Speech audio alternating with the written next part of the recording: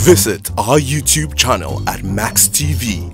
Click on the subscribe button and be the first to get notifications on our uploads. The Bayelsa governorship dispute appears far from over as the legal team of former Managing Director of the Niger Delta Development Commission, NDDC, Chief Timi Alaibe, revisits a suit challenging the declaration of Senator Doye Diri as winner of the September 3 governorship primaries of the People's Democratic Party, PDP, in Bayelsa State. The camp of Chief Timi Alaibe is seeking redress from an alleged fraudulent process deliberately orchestrated to deny its principal the party's governorship ticket to contest the November 16 governorship election in Bayelsa State. The recent declaration of Senator Doye Diri as governor-elect of Bayelsa State by the Supreme Court and his subsequent swearing-in were indeed shocking, dramatic, and miraculous. It was also an 11th-hour face-saving miracle for the Ofurumapepe, former Governor Seriake Dickson, who had come under severe criticism for a seeming imposition of a candidate of his choice against popular will. As the jubilation continues in the camp of the PDP and Senator Doye Diri, Executive Governor of Bayelsa State, the majority of Bayelsans, over 350,000, who voted for the APC and David Lyon, say they have been handed a raw deal. Yes, this is not a standard. It's not party affair. We've tired of PDP. We are standing for our rights. Nobody can take the mandate of Bayelsans.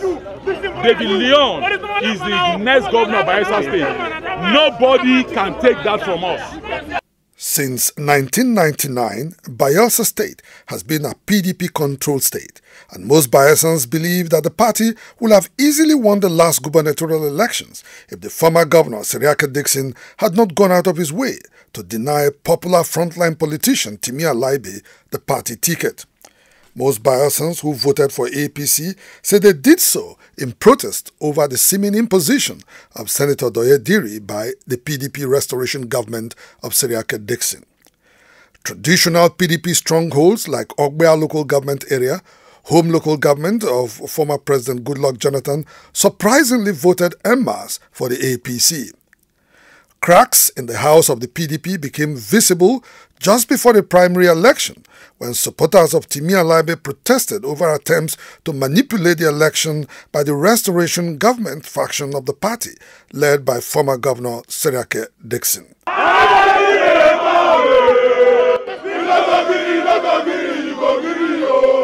Who are these electoral officers you are using? Where is the list coming from? There's a group we saw in Peace Park gathered, and that's where the same materials were distributed. For fairness, justice, and equity, and if they want the party to win the next governorship elections, then they must cancel the entire process. We are asking the National Working Committee, headed by Secondus, to make sure that this election is free and fair. We directed that the process be uploaded in a platform curated where all the 21 aspirants are inside, and we are also inside the platform.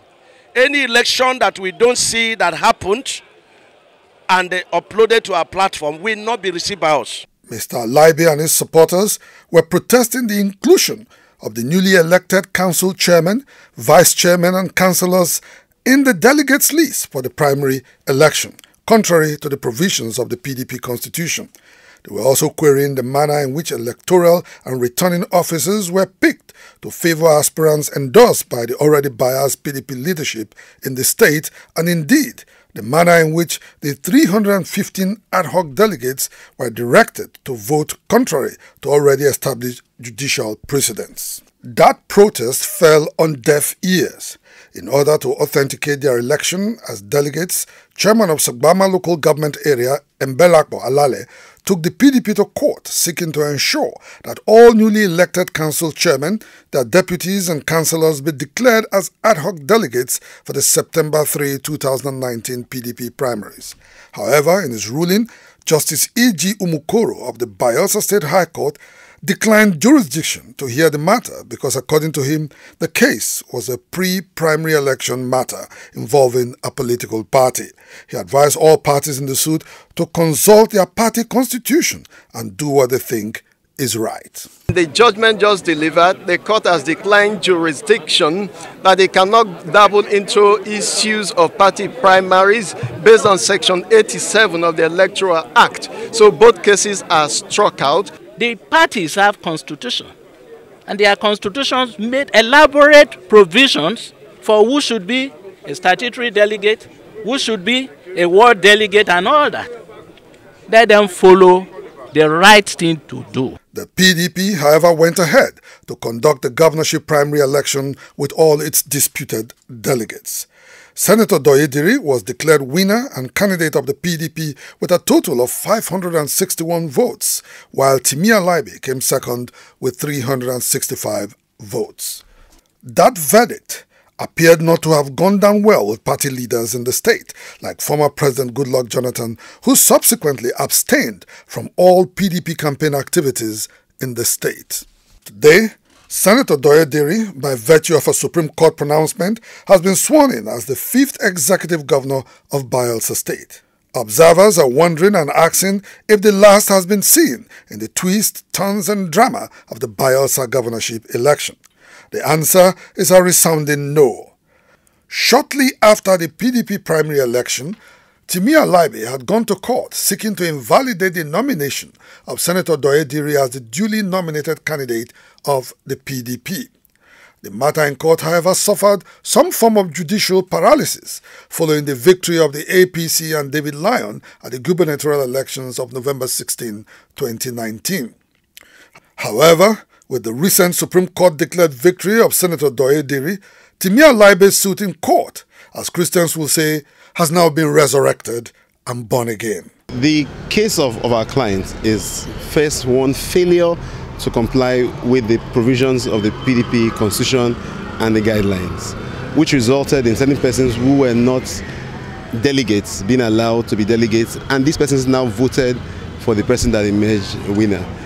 The second ground is that if alternatively, you would either, if you remove the votes of these persons, then our client should be the winner of the elections. Even with the 11th hour Supreme Court victory of Senator Doyediri, some Bayelsans still hold former Governor Siriake Dixon responsible for all the crisis surrounding the Bayelsa governorship election. While inauguration activities were going on in Creekhaven, some Bayelsans went to the private residence of former Governor Dixon where they destroyed belongings of the Ofuruma Pepe. To register their displeasure with the Supreme Court ruling, some Bayelsans also took to the streets, setting up bonfires.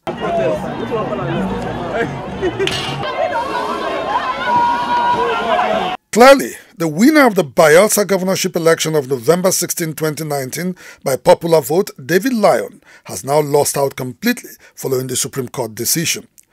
But how acceptable will Governor Doyediri be to the people of Bayelsa? According to a previous Supreme Court ruling, it is the parties that contest elections and not the individuals. If the candidacy of Senator Doyediri is declared invalid, as Timi Alaibe and his legal team are praying the courts to do, then we may yet see another twist and turn in this very curious, interesting and rather perplexing drama of the Bayelsa State governorship election. Inside the Niger